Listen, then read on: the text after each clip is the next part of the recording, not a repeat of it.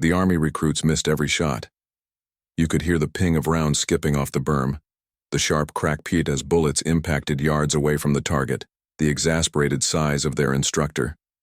The heat at Fort Jackson was oppressive, but not as oppressive as their failure. They had the best gear, the high-tech scopes, the digital readouts, and they missed. Every single time. Then, the old man, the one sweeping the brass, stepped in, a Vietnam War veteran. He didn't check the tech, he just raised the rifle in, and he hit dead center. How? How could the past so perfectly silence the present? If you like this video, don't forget to subscribe to the channel, like it and comment where you're watching from. You have to understand what Fort Jackson is like in high summer. It's not just hot. It's a thick, wet, oppressive blanket of heat that clings to your skin, turning the camouflage pattern of your uniform into a dark, sweat-soaked map of your own misery. The air smells of pine needles, damp earth, and the sharp, metallic tang of cordite that never seems to wash out. This was the environment for basic combat training, and on Range 4, the qualification range, the heat was baking the morale right out of Alpha Company. They'd been out here since 500, and now, approaching noon, the sun was a merciless white disk. The targets 300 meters away shimmered in the mirage rising from the baked clay, making them look like watery ghosts. The recruits, kids really, slick with sweat and sunscreen, were frustrated. They were on their third attempt to qualify. Failure meant being recycled, set back, watching their buddies move on while they did it all over again. Sergeant Cross, their instructor, was a by-the-book man. He was young, barely 30, and his entire career had been forged in the era of digital warfare. He paced behind the firing line, his tablet in hand, checking biometrics from the sensors the recruits wore. "Davis, control your breathing," he snapped. "My monitor says your heart rate is spiking before the squeeze." Recruit Davis, all bristling ego and youthful confidence, grit his teeth. "It's this rifle, Sergeant. The scope's got to be warped from the heat." Cross just shook his head. "It's not the scope, Davis. It's you." Nearby, Recruit Chen was muttering to herself, tapping the side of her advanced combat optic, trying to realign the digital reticle, convinced the electronics were failing. Recruit Sharma, usually the most composed, was visibly trembling, holding her breath for so long she'd get dizzy, then jerking the trigger. They were a mess. And the whole time in the periphery, there was a sound. Shush, shush, shush. It was the sound of a straw broom on concrete. Old Man Jackson, the recruits called him. He was a civilian contractor, hired to maintain the ranges. He swept up the spent brass casings, emptied the trash cans, and repainted the target stands. He was ancient, in their eyes, skin like tanned leather, creases around his eyes so deep they looked like scars, and a pronounced limp. He wore faded olive drab work pants and a floppy boonie hat, stained dark with decades of sweat. He never spoke, just swept, his movements slow, economical. To the recruits, he was invisible, just part of the landscape, like an old sun-baked rock. They saw him, but they didn't see him. "Line is hot. Engage your targets," Cross yelled, his voice already hoarse. The recruits dropped back into the prone position, the hot gravel digging into their elbows. "Focus, people," Cross commanded, more to himself than to them. "This is just science. Breathing, sight alignment, trigger squeeze. That's all it is." Davis was up first. He slammed the magazine into his M4, pulled the charging handle, and settled in. He was using the new grip pod, stabilizing his rifle on the concrete. He looked through his $1,500 optic, centered the red dot, and breathed. In, out, in, out. He squeezed. Crack PFF'd. The dirt kicked up a foot to the left of the silhouette. "Damn it," he hissed, immediately racking another round. He adjusted his scope, clicking it twice to the right. He fired again. Crack ping. This time, he hit the very edge of the steel target frame, a clear miss. Beside him, Chen was trying a different approach. She had her small notebook out, the one where she'd written down wind drift calculations. She licked her finger, held it up. Variable wind, 2 to 4 miles per hour coming from the east, she muttered. She adjusted her scope, aimed, and held her breath. Her shot was quiet, controlled. Crack. A long second passed. Thwack. It hit the berm, low and right. She hadn't accounted for the bullet drop her manual said would happen. Sharma was even worse. She was so terrified of the recoil, of the noise, that she was flinching before the rifle even fired. She'd close her eyes at the last second, pulling the rifle off target. Crack!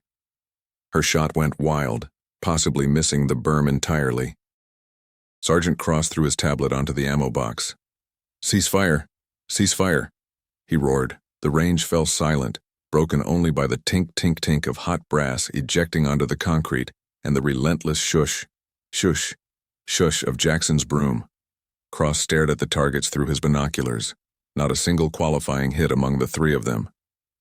"What is wrong with you?" he demanded. "This isn't hard. We have the best equipment the Army can buy. You have sensors telling you when to breathe. You have optics that calculate the range. Your grandparents qualified on this exact range with iron sights and a rifle made of wood. And you can't hit a target the size of a man?" Davis, flush with embarrassment, scrambled to his feet. "Sergeant, with respect, this is impossible. The mirage is too thick. And this ammo, it's probably just bad." Cross looked like he was about to physically explode. He was failing.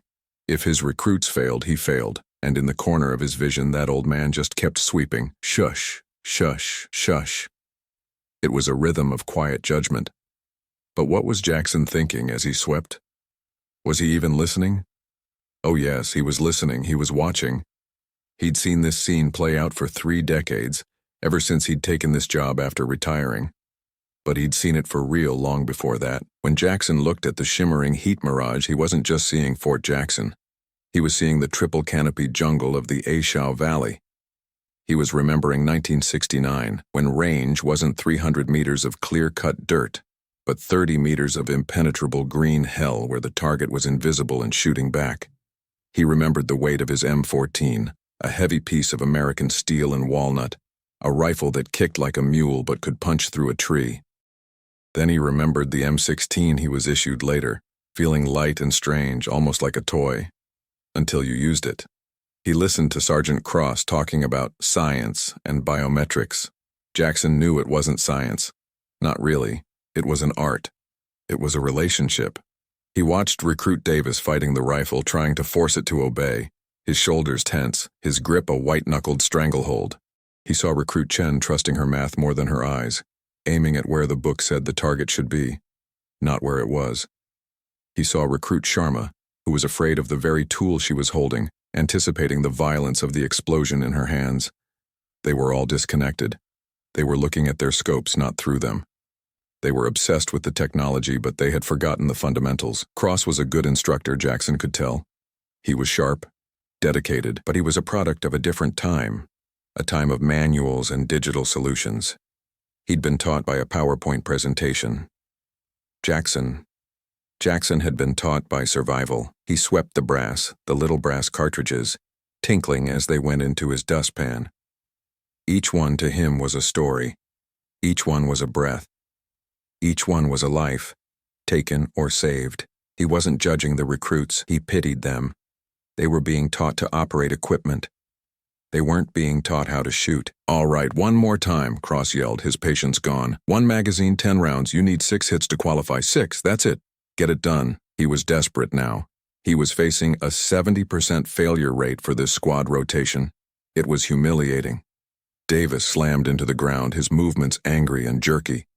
He didn't even bother with his breathing technique. He just aimed and fired. Crack, peft, crack, peft, crack, ping. 10 rounds, rapid fire. He missed every single one. In a fit of pure childish rage, Davis ripped the rifle from his shoulder and threw it onto the mat. "This is garbage," he screamed, his voice cracking. "The weapon is faulty. I demand a new one." This was the ultimate sin, throwing a weapon. Sergeant Cross turned a shade of purple Jackson hadn't seen since his own drill sergeant. "Recruit Davis! You never—" But Davis was too far gone, blinded by his own ego. He stood up, dusting himself off, and saw Jackson leaning on his broom, watching him with those quiet, unreadable eyes. That was the final straw for Davis. He needed someone to blame, someone smaller than Cross. "What are you looking at, old man?" Davis snapped. Jackson didn't reply. He just held his gaze. "Yeah, you. Think you could do better? I bet you couldn't even see 300 meters, you old fossil. The other recruits, Sharma and Chen, gasped. It was horribly disrespectful. Sergeant Cross took a step toward Davis, his hand clenched. Davis, you are done. Get off my range, now. But Sarge, go! Cross pointed toward the barracks. As Davis stomped off, Cross, vibrating with anger and failure, turned his sights on the only other person there. He rounded on Jackson, the frustration of the day, the failure of his recruits, the insult from Davis. It all boiled over. And you, Cross snapped at Jackson. You just stand there all day, sweeping. You've been watching them fail. You think it's funny? Got any bright ideas, or are you just here for the brass? It was a low blow. Cross knew it as soon as he said it. But the words were out. The range fell utterly silent. Even the wind seemed to die. The shush of the broom had stopped. And in that heavy, humid silence, Jackson did something he hadn't done in 30 years. He leaned his broom very carefully against the ammo bunker wall. The sound of the wooden handle touching the concrete was as loud as a gunshot. He turned slowly, his limp more pronounced as he moved. He looked at Sergeant Cross. He didn't look angry. He didn't look offended. He just looked steady. Then he looked at the two remaining recruits, Chen and Sharma, who looked like they wanted the earth to swallow them. Jackson's voice, when it came, was like stones rattling in a dry creek bed. Which rifle? He asked. Cross was taken aback. What? Which rifle? Jackson repeated, a statement, not a question. The one the boy dropped. He nodded toward the rifle Davis had thrown down. The one Davis claimed was faulty. Cross was caught. His authority had been challenged by Davis, and now, in a way, it was being challenged by this old man. But he was also desperate. He was a man drowning, and he didn't care who threw him the rope. That one. Lane 4, Cross said, his voice flat. Jackson nodded once. He began to walk. It was the long walk. He walked past Sergeant Cross, who suddenly felt very young. He walked past Chen and Sharma, who watched him with wide, terrified eyes. The recruits further down the line, sensing the shift in atmosphere, had stopped firing, their own instructors pausing the line. Everyone was watching the old man. He reached lane 4. He looked down at the M4, lying on the dusty mat. He didn't snatch it up. He knelt, wincing as his old knees protested, and picked it up gently with a familiarity that was almost tender. He stood, holding the rifle in the port arms position, a classic drill movement. He checked the ejection port.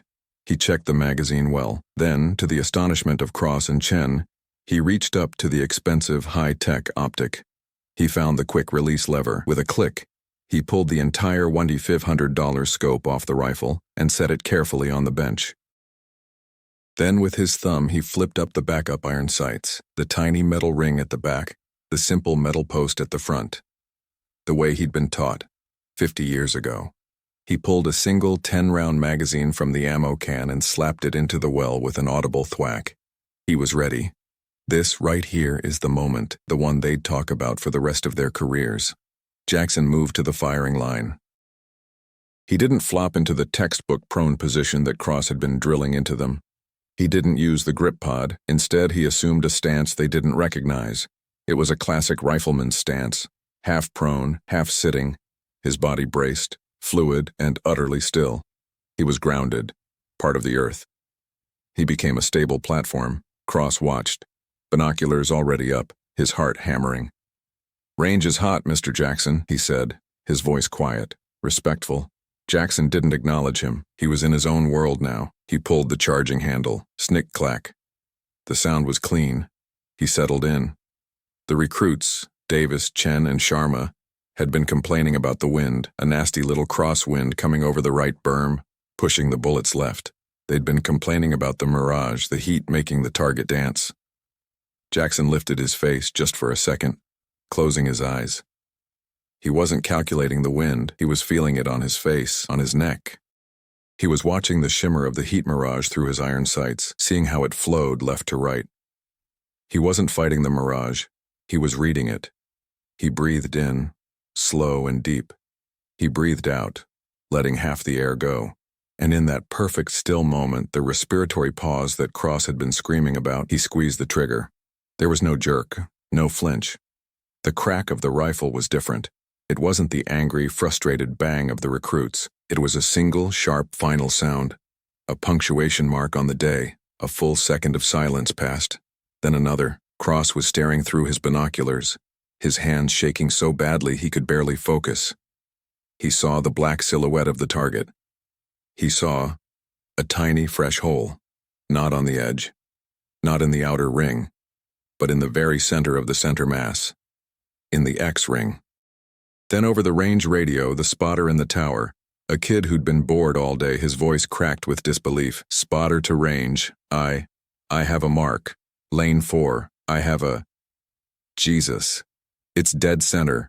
Repeat, dead center. Jackson didn't smile. He hadn't moved. He just took another breath, reacquired his sight picture, and fired again. Crack. A pause. Another hit. Right on top of the first. The spotter whispered. Crack. Crack. Crack. 5 shots. 10 seconds. Cross watched, stunned. The hole in the center of the target just got slightly bigger. Silence on a firing range is a heavy thing. It's unnatural. It's the sound of expectation, of shock. The pop, pop, pop from further down the range had completely ceased. Every instructor, every recruit was staring at Lane 4.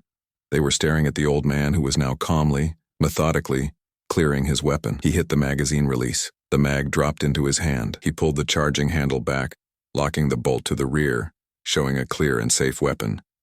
He placed the rifle gently on the bench, as if putting a child to bed, pointing it safely downrange. He set the half-empty magazine beside it. 5 shots. 5 perfect dead-center hits, with iron sights, with the faulty rifle. In a crosswind. Sharma was holding her hand over her mouth. Chen was looking at the rifle, then at Jackson, then at her own high-tech scope, her expression one of profound confusion, as if her entire understanding of physics had just been debunked.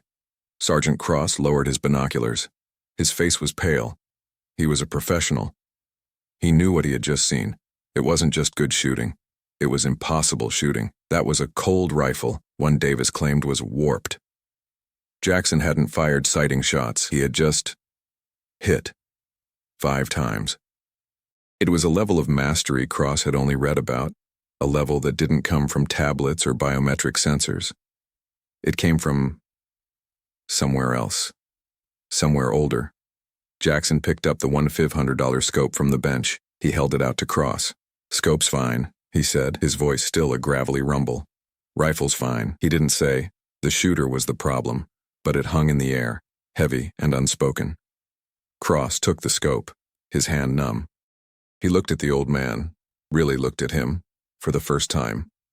He saw the faded combat infantryman badge tattooed on his forearm, partially obscured by wrinkles and sunspots. He saw the tightness in his shoulders that wasn't from age, but from memory. Mr. Jackson, Cross started, but he didn't know how to finish. Jackson just nodded, as if to say, "It's all right, son." He turned and began his limp back toward his broom, his job done. Wait. It was Chen. She stepped forward. Her usual shyness evaporated, replaced by a desperate academic need to know. "Sir? Mr. Jackson?" "Please." Jackson stopped. He turned. My app," she said, holding up her little calculator. It said a 1.5 mph variable crosswind. It required a 2-click right adjustment on my optic to compensate. "But you used iron sights. There are no clicks. How did you account for the wind? How did you know?" Jackson looked at her, and for the first time that day, the creases around his eyes softened, just a fraction. He looked at the wind flag, flapping listlessly 300 meters away. Then he pointed to the ground, about 100 meters out. "You're looking at the flag," he said. "The flag only tells you the wind at the target. You're looking at your app. Your app tells you the wind here." He tapped the bench. "But the bullet has to travel through all the wind in between. You weren't watching the mirage." "The mirage?"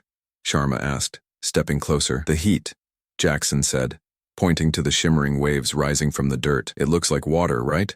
Watch it. It's flowing left to right. That's the wind pushing it." It was flowing steady, not fast, but steady. "You don't aim at the target. You aim at where the wind will push the bullet to the target. He held up his hand, his index finger extended, aligning it with the distant target. You hold off. He moved his finger just a fraction to the left, into thin air. I wasn't aiming at the target. I was aiming at the left edge of the target. I let the wind do the work. Let the wind be your friend, not your enemy. He then looked at Sharma. And you're afraid of the bang. You're closing your eyes. The shot should be a surprise. You breathe out. You squeeze. And the rifle fires itself. You don't make it fire. You let it. It was the simplest, most profound explanation they had ever heard.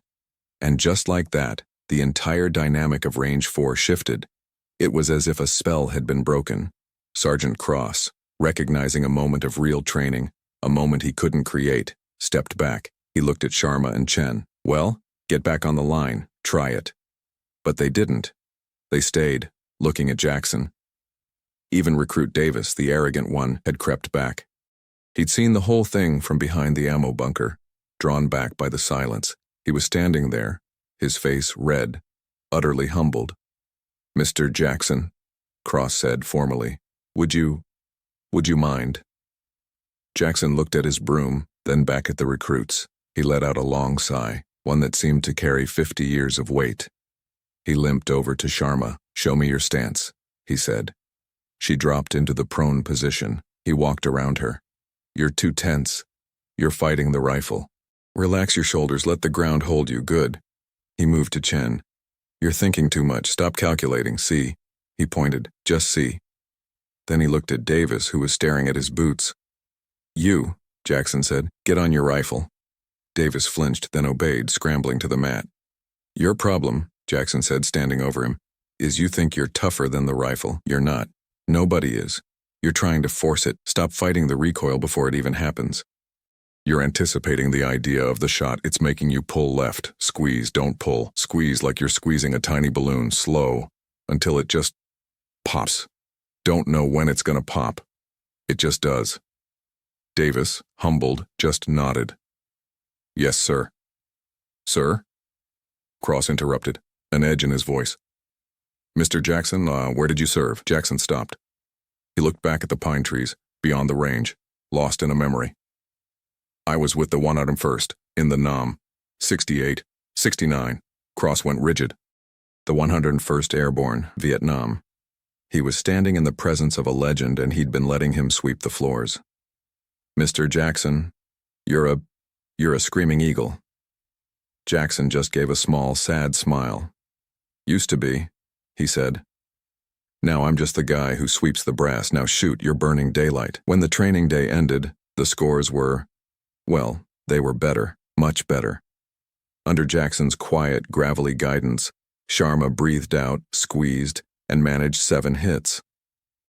Chen stopped trusting her app, started seeing the mirage, and put 9 rounds on paper. Even Davis, focusing on the squeeze instead of the bang, managed to qualify, getting 6 hits just inside the line. They weren't perfect. Jackson wasn't a miracle worker. He was just a teacher, in the truest sense of the word. He hadn't given them new tech. He had given them ancient wisdom. As the recruits packed their gear, exhausted but, for the first time, not defeated, Sergeant Cross approached Jackson. The old man was back at his job, the shush-shush of his broom a comforting rhythm now, not an annoying one. Jackson, Cross said, stopping him. He was holding the target Jackson had used, the one with the single, jagged hole in the dead center. I can't thank you enough. I was disrespectful. I apologize. Jackson stopped sweeping. He leaned on the broom. You're a good NCO, Sergeant. Your kids are smart. They just need to learn how to see this. He tapped his temple. This is the real weapon. The rifle is just the tool. Cross nodded, understanding completely. Will you be here tomorrow? Cross asked. Maybe help with Bravo Company? They're struggling too. Jackson looked at the sun, setting over the pine trees, painting the sky orange and purple. I'm always here, Sergeant, he said. Somebody's got to sweep the brass. He picked up his dustpan, full of the day's spent cartridges, and limped toward the maintenance shed. As the recruits marched off the range, muddy and tired, they passed him. They were quiet. No more joking, no more complaining. When they drew level with him, Recruit Davis, walking in the front, called out, "Alpha Company, halt!" The company stopped. Davis turned, faced Jackson, and brought his hand up in a sharp, perfect salute. "Company, attention!" The entire platoon snapped to the position of attention. Davis held the salute. He didn't say anything. He didn't need to. Jackson stopped walking. He stood as straight as his old bones would allow, and with his left hand, his right was holding the broom, he just nodded. Once. Acknowledged. The real lesson hadn't been about shooting. It was about respect. And the recruits, marching away in the twilight, had finally learned.